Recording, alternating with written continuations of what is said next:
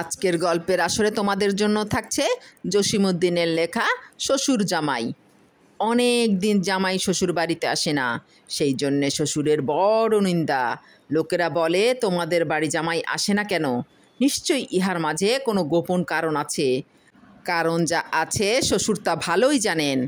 কারণ হলো মেয়ে এক বাবার এক সন্তান, তাই শ্বশুর বাড়িতে শালাশালি নাই, তাই আনন্দ ফুর্তি করার কেউই নাই।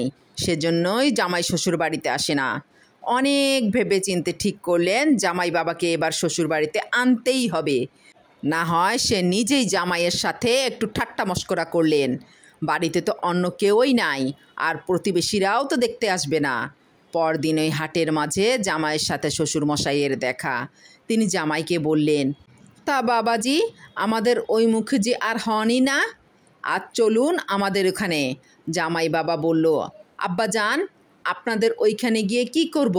বাড়িতে শালা সম্বন্ধী কেউই নাই, কার সাথে কথাবার্তা বলবো?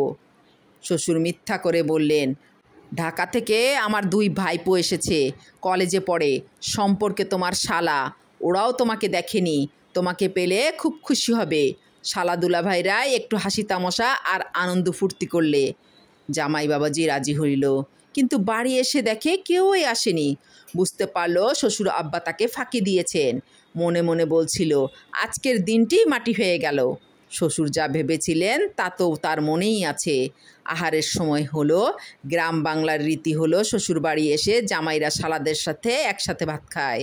শ্বশুর তার স্ত্রীকে বলল, বউ, আজ বড় থালায় ভাত দাও, আমি আর আমার জামাই বাবা একই থালায় ভাত খাবো।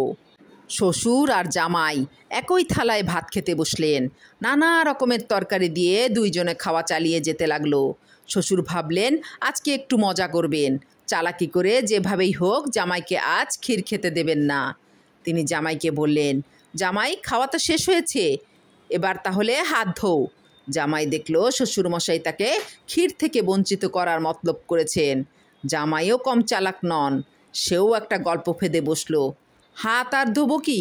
আপনার বাড়িতে আসার সময় সামনে পড়লো এক প্রকাণ্ড সাপ।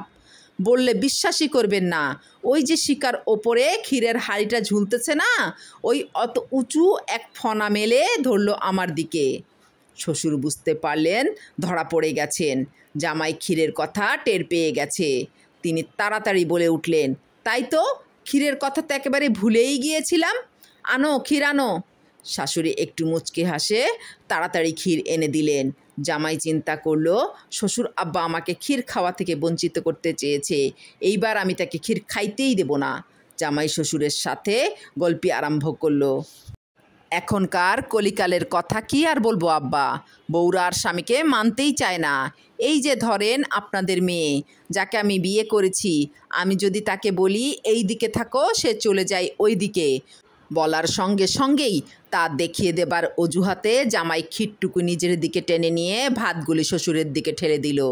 শ্বশুর দেখলেন ঠকাইবার মতলবে জামাই আজ আমাকে ক্ষীর খাইতে দিবে না। মনে মনে বললেন, আচ্ছা দেখাইতেছি। উপদেশের ছলে শ্বশুর বললেন, তা বাবাজি, তোমরা ছেলে ছোকরা মানুষ, মিলমিশ হয়ে থেকো। বলতে বলতে কিভাবে মিলমিশ হয়ে থাকতে হবে তা দেখানোর অজুহাতে ক্ষীর ও ভাত একসাথে মেখে ফেললেন। বড় আনন্দের সঙ্গে শ্বশুর আর জামাইয়ের খাওয়া শেষ হলো।